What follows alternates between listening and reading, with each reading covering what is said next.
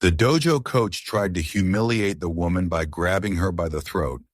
He didn't know that he was facing UFC champion Ronda Rousey. A few seconds later, the entire hall froze in shock. Subscribe. Where are you watching us from? Write in the comments. The late afternoon sun was low over the small town, casting long amber streaks across the cracked pavement outside the two-story brick building.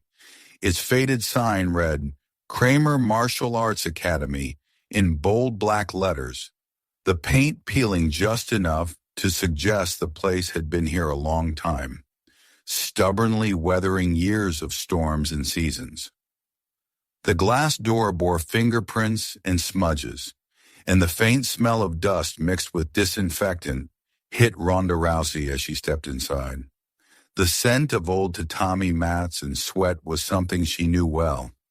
It was familiar in the way an old sparring partner's face is familiar, even after years apart. She had come to this small town to get away from the noise.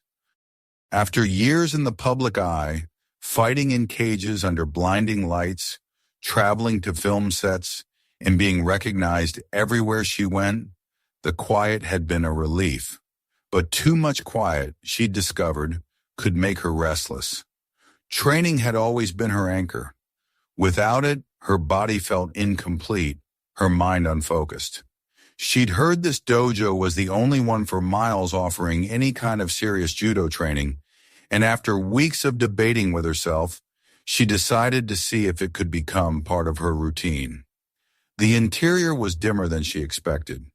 The main floor stretched wide, covered wall to wall in worn green tatami that showed the ghosts of thousands of falls. Heavy punching bags hung in one corner, a row of wooden dummies along the far wall. The air carried a humid weight, a mixture of human effort and the lingering spray of a cleaner that barely masked it. Framed photographs lined the walls, students posing with medals, group shots in crisp white GIs, and at least a dozen featuring one man, Victor Kramer. In every photo, Kramer stood front and center, his arms crossed, his face a mix of pride and challenge. He was here now too, standing near the far wall, barking instructions at a group of about 15 students. Most of them were men broad-shouldered, stocky, some young, some in their 40s. A few teenagers moved awkwardly through drills, sweat beading on their foreheads. There was no sign of another woman on the mat. Ronda took it in without comment, setting her gym bag down near the bench by the entrance. Kramer was taller than she'd expected, easily 6'2", with a thick build that had softened in the middle but still carried weight. His hair was cropped short, a shadow of stubble along his jaw. He glanced at her between commands, eyes narrowing just slightly before he turned back to his students. His voice was loud and sharp, slicing through the steady thump of bodies hitting mats. Again, your balance is sloppy. Control the hip. Don't let him spin out. When the drill broke and students swapped partners, Kramer walked toward her. Up close, the lines around his eyes and mouth suggested years of scowling more than smiling. You here to sign up? He asked, voice neutral but edged. Thinking about it, she replied. She kept her tone even, neither deferential nor challenging. She'd met enough coaches in her life to know some demanded you establish where you stood right from the start. He glanced at the logo on her hoodie. You've trained before? A little, she said, and didn't elaborate. No reason to hand over her resume to someone she'd just met. Kramer's eyes flickered, perhaps reading something in her posture, perhaps simply filing away his first impression. We run serious classes here, not cardio kickboxing. You keep up or you get out of the way. I'm fine with serious, she said. He held her gaze a moment longer, then shrugged toward the bench. You can stretch over there until I'm done with this group. She nodded, slipped off her sneakers, and began a slow, deliberate warm-up. Hamstring stretches, shoulder rolls, light hip rotations. She could feel eyes on her from across the mat. A couple of younger students glanced quickly away when she met their gaze, but a few of the older ones didn't bother hiding the faint smirks tugging at their mouths. She knew that looked men who'd already decided she didn't belong here, that whatever she thought she could do, it wouldn't measure up to their standards. She'd seen it in gyms all over the world. It never bothered her.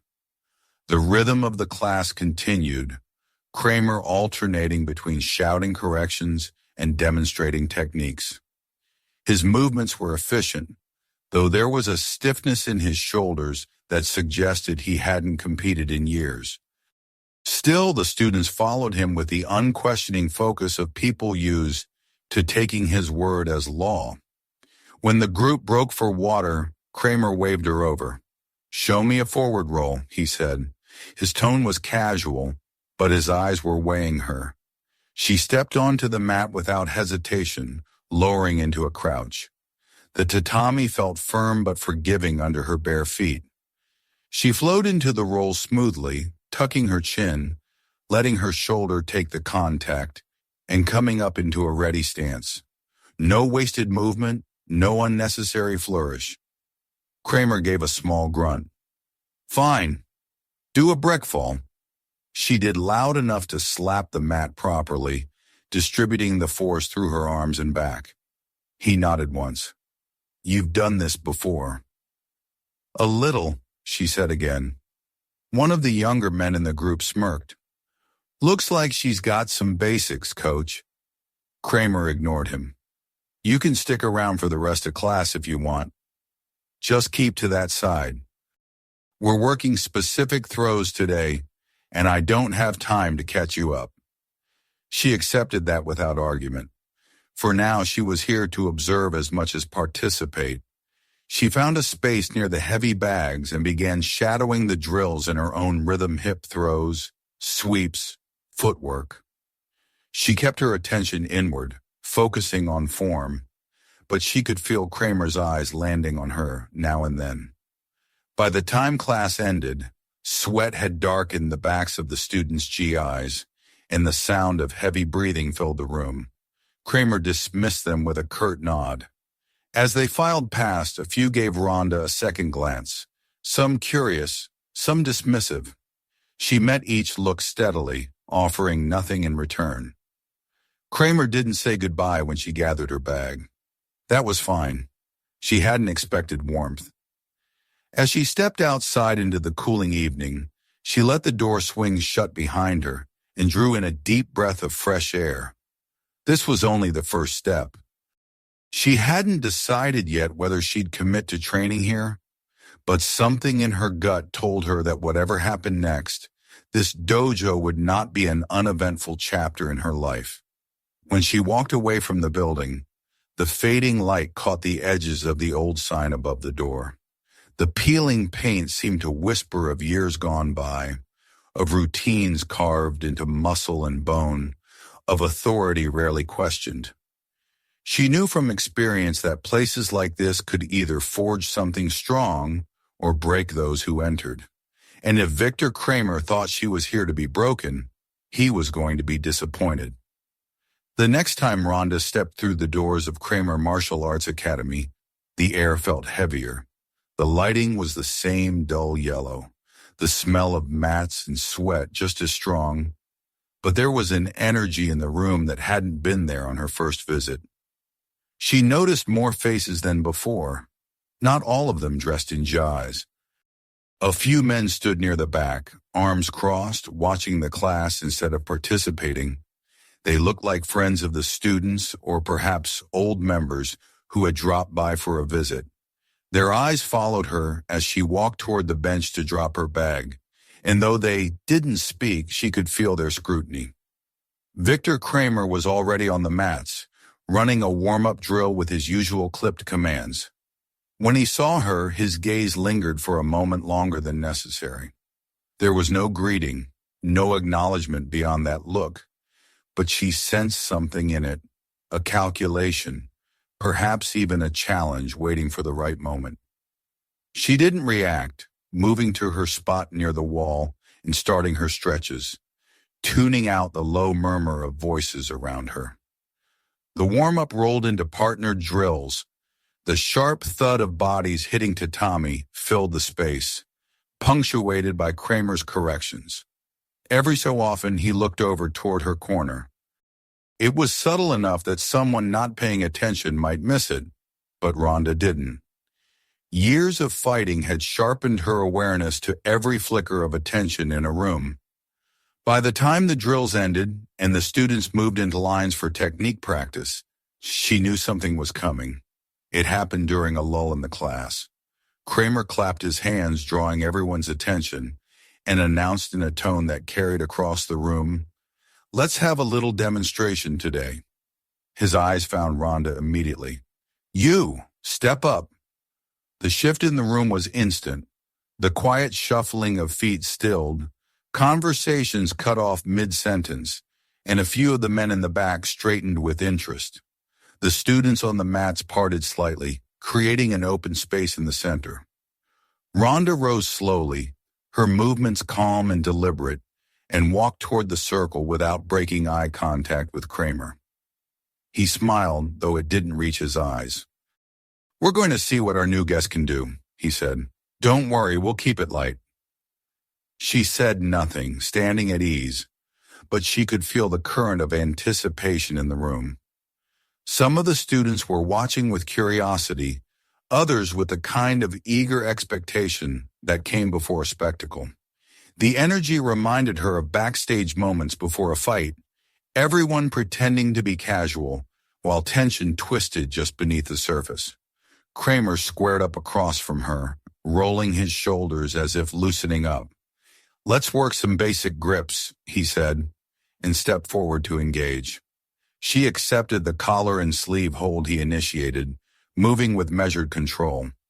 For the first few moments, it was indeed light contact, shifting weight, testing balance, feeling the push and pull, but she recognized the change in his grip before it happened.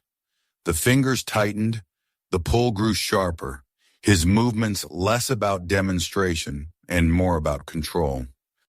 She matched him without resistance, letting the exchange flow, though she could see where he was steering it. His eyes had that glint she'd seen in opponents who wanted more than a win. They wanted to prove something. Then, without warning, he stepped around her side, pivoted, and came in behind her. His arms snaked across her neck, forearm pressing against her windpipe, the crook of his elbow locking under her chin. It was a rear naked choke, applied with the kind of precision that spoke of long familiarity, and the sudden pressure cut her air before her body had fully registered the change. The room seemed to draw tighter around them. She heard a couple of startled breaths from the onlookers, a faint, nervous laugh from one corner, but no one stepped forward. Kramer's voice came low and close to her ear, not for the class, but for her alone. She didn't focus on his words. Instead, she cataloged the details, the way his chest pressed into her back, the angle of his grip, the shift of his stance as he settled in to hold her there. Ronda tapped his forearm once, a clear and universal signal in training that the hold should be released. He didn't. The pressure stayed constant, maybe even increased by a fraction. She tapped again, harder this time. Still nothing. Her lungs began to strain, and the edges of her vision shaded darker. This wasn't demonstration anymore. It was a deliberate attempt to dominate, to show the watching room that no matter who she was, she could be subdued here. She could have panicked, but panic was not in her vocabulary. Instead, she let the rhythm of her heartbeat guide her. Dropping her weight suddenly, she shifted her hips to the side, creating the smallest gap between his arm and her neck. Her left hand clamped on his wrist, her right found the crook of his elbow, and she turned sharply into the opening. His balance faltered for half a second, and that was enough. She stepped through, her hips sweeping across his thigh, and drove the movement with a practiced twist. Harai Goshie, sweeping hip throw, took him cleanly off his feet. He hit the mat with a thud that vibrated through her own stance, and before he could recover, she controlled his right arm, threading her legs over his shoulder and across his chest. The pressure of the Juji Gatame was immediate and unmistakable. His elbow joint was one motion away from damage. She didn't crank it. She didn't have to. The technique spoke for itself. The dojo was silent except for the faint sound of Kramer's breathing, heavier now, as he lay under her control. After a long, tense beat, she released him and stepped back, rising smoothly to her feet. She didn't look around to gauge the students' reactions. She already knew what she'd see. Shock, uncertainty, a few stares of open admiration. Kramer got up slower than he'd gone down. His jaw was tight, but he managed a thin smile that might have been meant to pass for good sportsmanship. "Not bad," he said, though the words were brittle. Ronda gave a brief nod, then turned and walked back to her place near the wall. She could feel the weight of every gaze following her. No one spoke, and when Kramer resumed the class, his instructions were sharper, his corrections quicker. But the energy in the room had shifted. The authority he'd wielded so effortlessly before had a crack in it now, however small. When the session ended, she left without lingering. Outside, the evening air felt cooler against her skin. She could still feel the echo of the choke around her throat, not as pain but as a reminder. She had been tested, ambushed even, and she had answered without losing control. But the way Kramer had ignored the training signal told her this wasn't over. If anything, it was just beginning. She slung her bag over her shoulder and started toward her car, the hum of distant traffic filling the silence. Behind her, the dojo's door closed with a hollow sound. She didn't have to look back to know that eyes might be on her even now. The public challenge was done, but the real fight, the one that wasn't on the mats, had only just stepped into view. The sound of her own breathing was loud in her ears, though she kept her expression composed as she stood near the edge of the mat. The memory of Kramer's arm locked around her neck was still fresh, every detail etched into muscle and nerve. She had felt his forearm dig into the line of her jaw, the steady constriction, the calculated refusal to let go when she signaled. It was the sort of thing she had experienced in real fights, where no one was bound by rules and an opponent's intention was to finish you. That it had happened here, in a controlled setting, in front of a crowd, told her more about Victor Kramer than any conversation could have. This wasn't a coach trying to test a new student's limits. This was a man staking his claim to dominance in the only way he knew, by trying to humiliate her. She had given him his answer. The moment she dropped her weight, felt that subtle shift in his balance, and turned her hip into position, she knew the throw would land. The impact had been clean, sharp, a vibration through her own frame as his body met the tatami. Controlling his arm afterward had been instinct, the smooth transition from hip throw to armbar ingrained over decades of training. It had been an efficient counter, not meant to injure, but to leave no doubt. She had released him quickly, but the silence in the room had lingered, thicker than before. Now, as the students lined up to bow out of class, she could sense the shift in their energy. Conversations were quieter. A few avoided looking at her, perhaps unsure of whether acknowledging her was wise. Others held her gaze for a beat too long, their curiosity unmasked. She returned no smiles, gave no nods, simply collected her bag and stepped off the mat. The locker room was small and functional, its air heavy with the mingled sense of sweat and detergent. She changed quickly, pulling on her hoodie and tying back her hair, eager to put space between herself and the tension she'd left on the training floor. As she pushed open the side door and stepped into the cool evening, she noticed the light from the dojo spilling onto the sidewalk, the silhouettes of a few students lingering inside. She didn't look back. On the drive home, the image of Kramer lying on the mat replayed in her mind. His expression had been a mask, something between a smile and a grimace, as though he knew he couldn't lash out here, but would find another way. She had seen that look before, in opponents who had underestimated her and were stung by the correction. It was never the end of the matter. It was the mark of someone who would not forget and who would try to reclaim what they thought was theirs. The next day passed quietly. She kept to her routine, running errands in town, stopping at the small cafe she'd started frequenting. A few people glanced her way. This was a place where everyone noticed a new face, but no one approached. By late afternoon, she felt the familiar pull to train again, to work the tension out of her muscles. Against her better judgment, she considered going back to the dojo. Part of her wanted to let the dust settle, but another part, the part that had kept her in fighting sports for so many years, wanted to face whatever came next head-on. When she arrived, the parking lot was fuller than before. The air inside was warmer, more humid, and the noise of bodies hitting mats was constant. Kramer was running a different kind of session today, less formal drilling, more live sparring. She could feel the eyes on her as she walked in. This time, there were no smirks from the older students, just watchfulness. She set her bag down and began stretching, waiting for the right moment to step in. Kramer didn't call her out immediately. He moved through the pairs on the mat, giving corrections, sometimes demonstrating a grip or a throw. But eventually she felt his gaze settle on her from across the room. He gestured for one of his senior students to take over the group and beckoned her forward.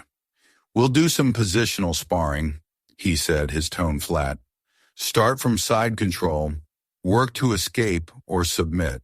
Standard rules." She nodded, lowering herself to the mat. He took the top position, his weight settling across her torso. For the first 30 seconds, it was exactly what he'd said it would be. Pressure, attempts to advance, her framing with her arms, shifting her hips to create space. Then subtly at first, he began to use his forearm across her throat, pressing down just enough to make breathing harder. She recognized the tactic. In competition, it was often used to force a reaction, but here it carried the echo of what he'd done the night before. She moved to counter, framing against his neck and bridging hard, turning into him.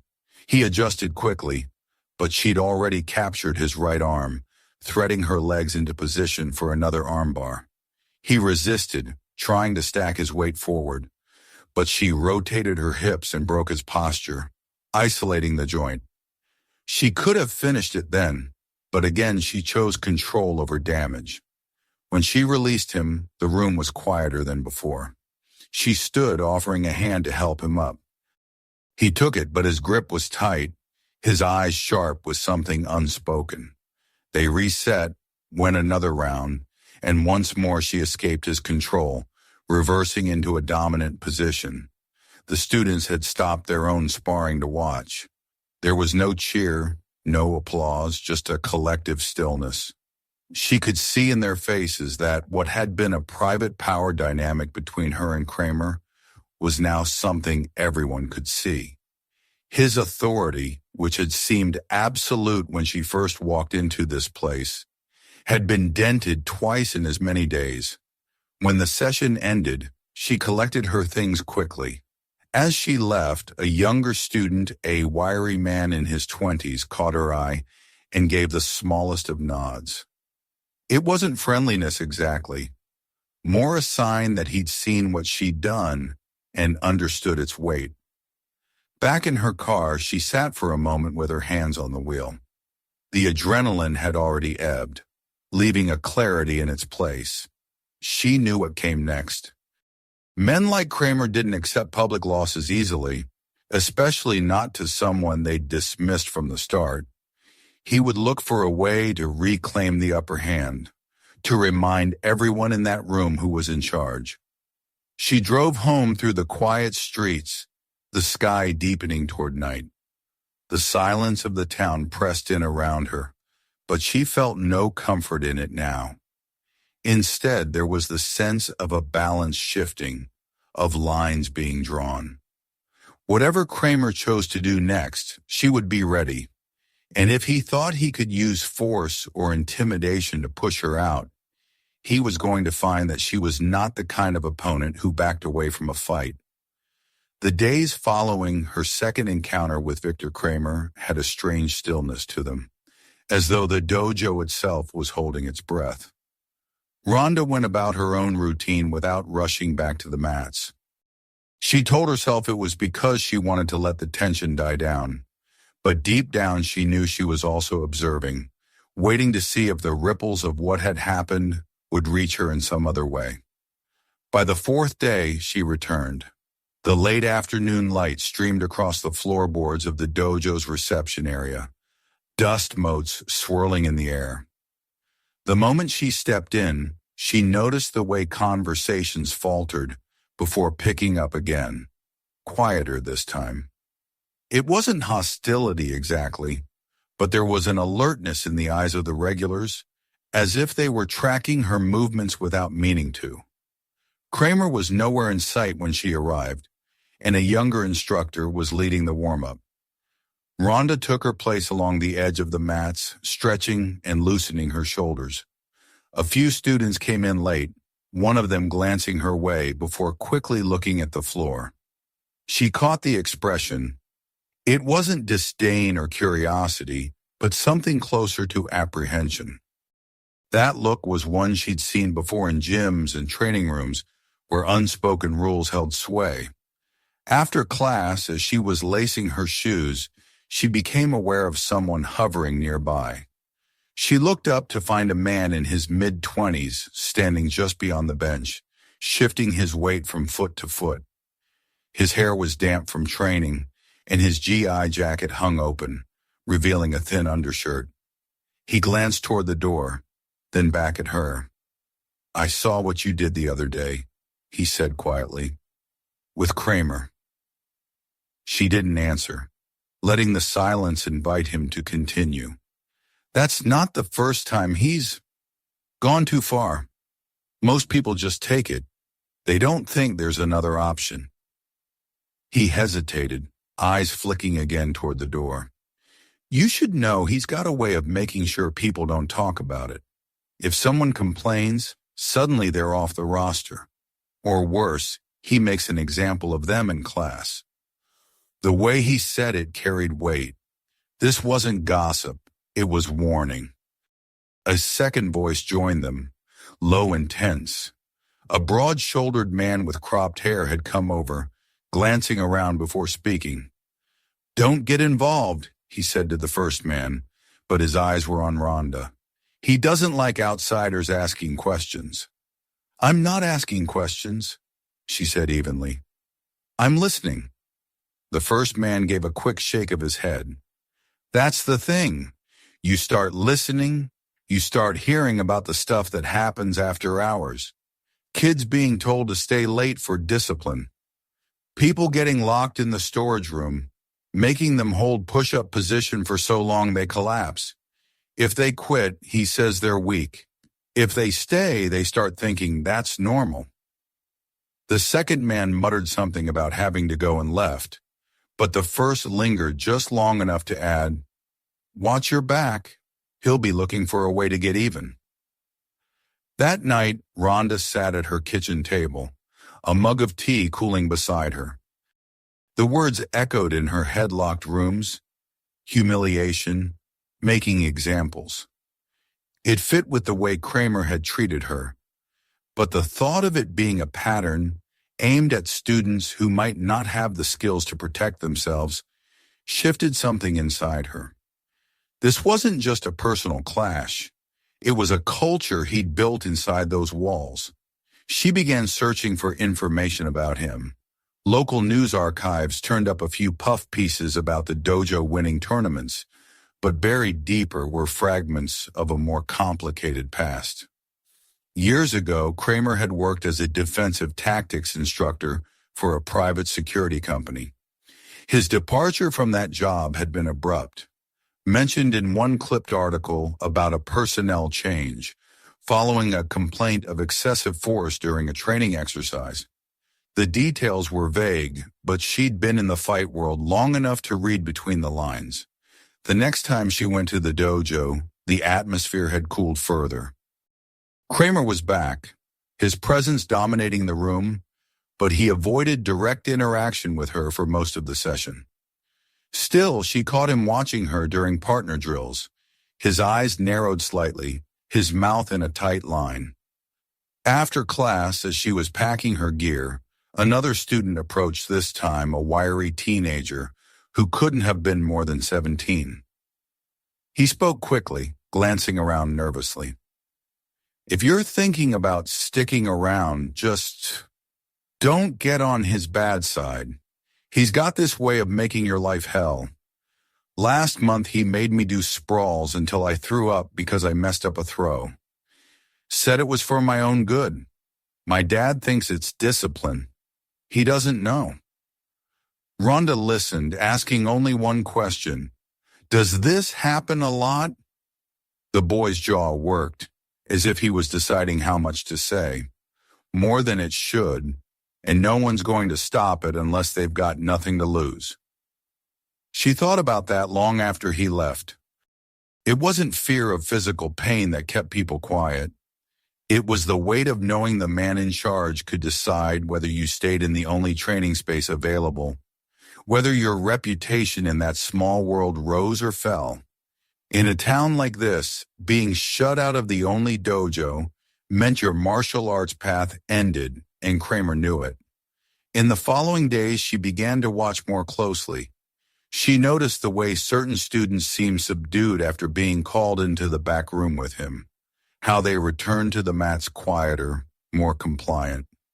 She noticed the jokes he made to some of the older men about teaching the kids respect, the way laughter followed but eyes darted away. One evening she lingered longer than usual, feigning an extended stretch in the corner, while the others filtered out.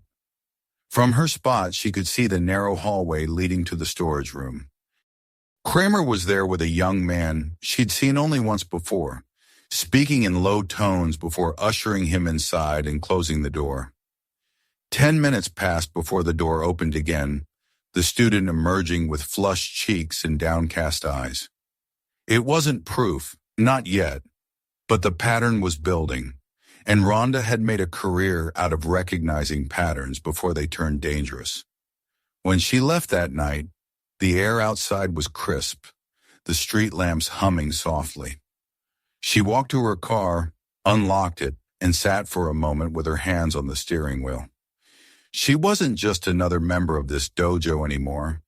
She was in the middle of something, whether she wanted to be or not. And if Kramer was the kind of man who thought fear was a tool for teaching, then it was only a matter of time before he tried to use it on her again. The difference was, she'd seen enough to know exactly how to respond when he did. By the time a week had passed since the first whispers reached her, Ronda knew she couldn't just sit on what she learned. The fragments were too consistent, the stories too similar, the glances too guarded. She had been in enough locker rooms, gyms, and training halls to know when a culture of silence was at work. You didn't need written rules to keep people quiet, just the unspoken understanding that speaking out meant paying a price.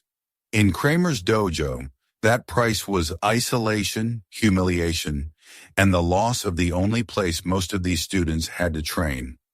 Her decision came one evening when she arrived early, before most of the students. The place was quiet except for the thump of a heavy bag being worked in the back.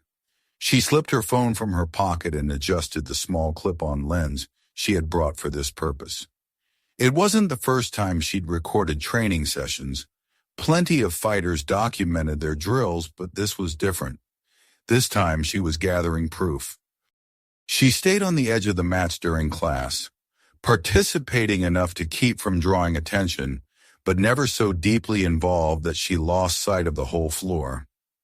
Twice she caught Kramer with a young student, correcting him by wrenching his arm in a way that served no technical purpose, the boy wincing as he tried to adjust. Once she saw him lean close to a teenage girl, speaking so low she couldn't hear the words, but could read the stiffness in the girl's shoulders. Each time Ronda tapped her phone's side button, committing the moments to video. Between classes, she made calls to former students whose names she gathered from casual conversation in the locker room. Most were reluctant to talk, but a few opened up when she promised not to use their names. They told her about drills that were more like punishments, about being singled out for special lessons that left them bruised for days. One man admitted he'd been choked unconscious twice in the same session after making a mistake in sparring. He called it toughening me up, the man said. I called it the reason I quit. She compiled each story in a growing file, dates and details laid out with the precision of a case brief. Every entry strengthened the picture, a pattern of excessive force, humiliation, and intimidation masquerading as instruction. She knew that without hard evidence, it would all be dismissed as hearsay. And she also knew that hard evidence often meant risking confrontation. That confrontation arrived sooner than she expected. It was a Thursday night, the room thick with the heat of back-to-back classes. Kramer had been in a clipped mood all evening, barking orders with less patience than usual. Near the end of class, he dismissed the others and told Ronda to stay behind for a little extra work. The tone was casual, but the room's lingering students froze for just a moment before shuffling out. When they were alone on the mat, he folded his arms and looked her over with a faint smirk. You've been asking questions, he said. She didn't deny it. I've been listening. Same thing, he replied, and I don't like it. You've been here what, a couple of weeks? You don't know how I run my dojo. I've seen enough to know how you run it, she said. The smirk faded, replaced by something flatter, more dangerous. He stepped closer, lowering his voice. People who come in here and stir up trouble don't last long. You might be used to the spotlight, but this isn't the UFC. This is my house. Ronda didn't flinch. Your house is built on fear. For a moment, neither of them moved. Then, as if deciding the conversation was over, he turned away. Class is done. You can go. But she caught the quickness in his movements, the tension in his shoulders. This wasn't finished for him either. The next day she met with a local journalist named Mark Delaney, a quiet man with a reputation for digging into uncomfortable stories. They sat in the back corner of a coffee shop, her phone and notebook on the table between them. She laid out the accounts she'd collected, the videos she'd shot, the dates and times she'd observed questionable behavior. He listened without interrupting, his pen scratching steadily across the page. When she finished, he leaned back. If I run with this now, it'll be your word and a handful of anonymous sources. It might get attention, but it won't stick. You need 1 or 2 people willing to go on record, and more visual proof. What you've got is good, but it's not enough to survive his denial. She knew he was right. That night she stayed late again after class, this time seated in her car across the street. Through the windows she could see the mats lit under the harsh fluorescent lights. The last students filed out, but the light in the back hallway stayed on. After a while she saw Kramer escort a young man toward the storage room. She recorded the moment on her phone, the timestamp clear. She didn't know what happened inside, but when the boy came out nearly 20 minutes later, his posture was slumped, his expression hollow. When she finally pulled out of her parking spot, headlights flared in her rearview mirror. A black SUV followed her for 6 blocks before turning off suddenly. She didn't need to guess who had sent it.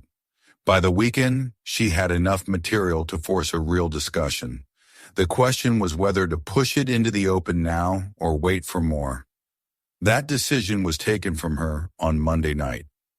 She arrived at the dojo to find Kramer already looking her way. His stare didn't waver as she changed in the locker room. Halfway through class, he called her to the center of the mat. "Let's give everyone a show," he said, his tone just shy of mocking. The sparring started slow, his grip firm but not yet aggressive. Then, with no warning, he drove forward, trying to muscle her into a throw that would have put her flat on her back. She countered on instinct, catching his momentum, turning her hips, and sending him over in a clean shoulder throw. The room went silent except for the sound of him hitting the mat. He got up quickly, face flushed, and came at her again, harder this time. She let him commit to the attack, then stepped aside, guiding him past her and into a controlled takedown. This time she stayed on him a moment longer, enough to make the point without crossing into injury. When she released him, he pushed to his feet and looked around the room as though daring anyone to comment. No one did. The quiet was absolute. After class, she found two students waiting near the door. One was the young man she'd seen emerge from the storage room. He met her eyes and said simply, "I'll talk." As they stepped out into the cool night air, Ronda felt the tension in her shoulders ease just slightly.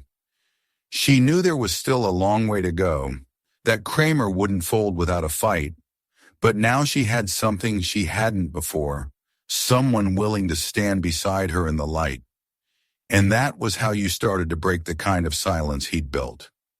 The young man who had spoken up after class walked beside Ronda with a hesitance that told her he was still weighing the risk of what he had just done. The parking lot was almost empty now, the last of the cars pulling away under the harsh glare of the sodium lights. She kept her stride even, not forcing conversation, letting him find his own pace. At his car, he leaned against the door and took a slow breath before speaking. "My name's Alex," he said, glancing at the dojo as though checking to see if anyone was watching. "I've been here 3 years. When I started, I thought Kramer was the best thing that ever happened to me. He pushed me harder than anyone else. I figured that was what made him a good teacher. But it's not pushing, it's control. Everything's a test. You pass if you break the way he wants you to." He told her about nights locked in the storage room for lack of focus, about being forced to spar with much heavier opponents without protective gear, about public call-outs designed to humiliate. The last time had been just days ago, when he had hesitated during a drill. Kramer had taken him aside under the guise of correction and wrenched his arm hard enough to leave a deep purple bruise from elbow to shoulder. He rolled up his sleeve now to show her, the mark stark under the parking lot light. "Why now?" she asked. "Why talk to me?" His jaw flexed. "Because I saw what you did to him. You didn't take it. No one's ever stood up to him in front of everyone like that. It made me think maybe it's not just me." They exchanged numbers, and she told him she'd be in touch soon. On the drive home, she replayed the conversation in her head, aware of the shift it signaled. One voice had broken the quiet, and if she could protect it, others might follow. The next week moved quickly. Alex met with the journalist Mark, who had been waiting for someone to go on record. His account was detailed and specific, the kind of testimony that could not be dismissed as vague dissatisfaction. Ronda accompanied him for moral support, sitting quietly while he spoke, watching the relief in his posture as he realized he was finally being heard. Mark began reaching out to other current and former students using the contact list Ronda had assembled. A few hung up immediately. Others promised to think about it. 2 more agreed to meet him. Each had a story that echoed the other's patterns of intimidation, punitive training, and the constant reminder that in this space, Kramer was the law. The file on Mark's laptop grew thicker by the day, a paper and digital record of a system that had hidden in plain sight. Kramer must have felt the tide shifting because his demeanor in class changed. He no longer called on Ronda directly, but his presence around her was heavier, the way he hovered just inside her peripheral vision. More than once she caught him watching her with a look that wasn't quite anger and wasn't quite fear, but something caught between the two. The students had noticed it too. The space around her during drills was wider, as if they sensed the current between the two of them and didn't want to get caught in it. Then came the challenge. It was Friday evening, the mats crowded, the air thick with the smell of sweat and disinfectant. Kramer called the group to a halt and, in a voice pitched just loud enough to carry over the shuffling feet, announced, "We've had a lot of talk lately about what makes a real martial artist. I think it's time to show, not tell. Ronda, step up." The words dropped into the room like a stone into water. Heads turned toward her, then toward him. She walked to the center without comment, her face calm, her body loose. He stood opposite her, feet planted, hands resting on his belt. "This is an open demonstration," he said, looking past her to the students. "Control, technique, and heart. Let's see if our guest has all three." They bowed and the sparring began. He came forward hard, faster than she'd seen him move before, aiming to overwhelm her with pressure. She absorbed the first rush, angling her steps to redirect his momentum, feeling for the rhythm of his attacks. Twice he tried to set up a throw. Twice she broke his grip and slipped free. She answered with her own offense, using clean judo entries, her hips and feet in perfect harmony. The first throw caught him off balance, sending him to the mat in a controlled fall. The second took him fully, a soi nage that rolled him over her shoulder and left him staring at the ceiling for a heartbeat before he scrambled to his feet. When they reset, he tried to change tactics, feinting high before shooting low in an attempt to drive her back. She sprawled, catching his shoulders and redirecting him to the side, locking in a transition to a hold down. She didn't crank on the pressure, but the control was undeniable. From the edge of the mat came a murmur, a sound that told her the audience understood what they were seeing. She let him up and they bowed again.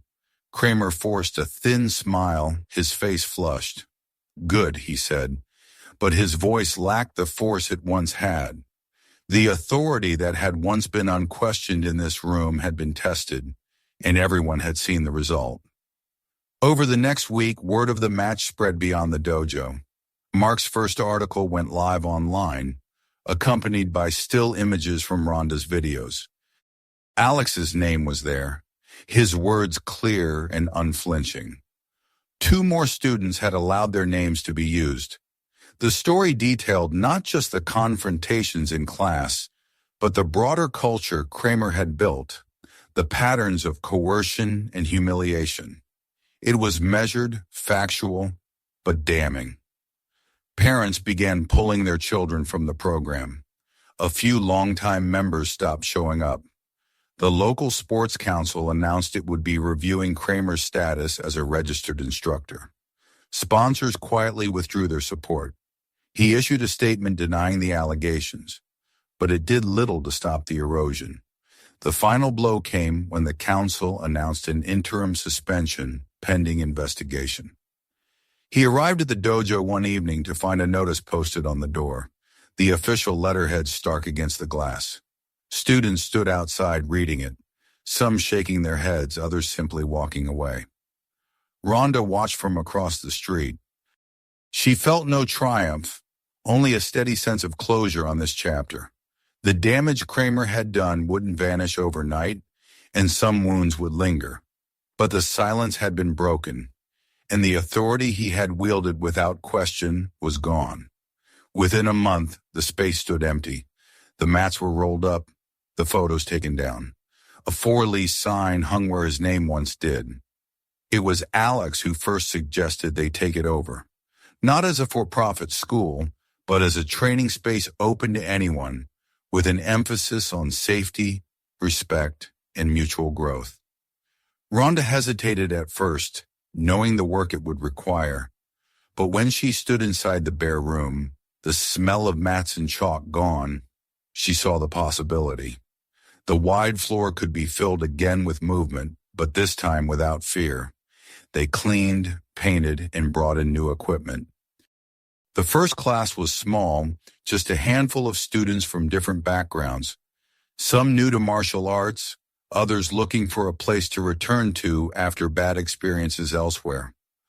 Ronda ran them through the basics, her voice calm but firm, correcting gently, encouraging constantly. There was no posturing, no intimidation, just the steady rhythm of learning. When class ended, Alex locked up while she stood outside, the evening air cool against her skin. Across the street, the lights of the cafe glowed, and the sound of laughter drifted over. She knew there would always be people like Kramer in the world, but she also knew that spaces like this, open, honest, built on trust, could exist too. And maybe for the students who walked through their door, that would make all the difference. She took one last look at the sign they'd hung above the entrance. The simple name chosen together, Bridge Street Dojo. A place where, from the first step inside, you knew that strength didn't have to come at the cost of respect. Then she turned the key in the lock and walked away, ready for whatever came next. Don't forget to subscribe so you don't miss what's coming next. Check out our other videos for more stories like this, and share this one with your friends to keep the conversation going.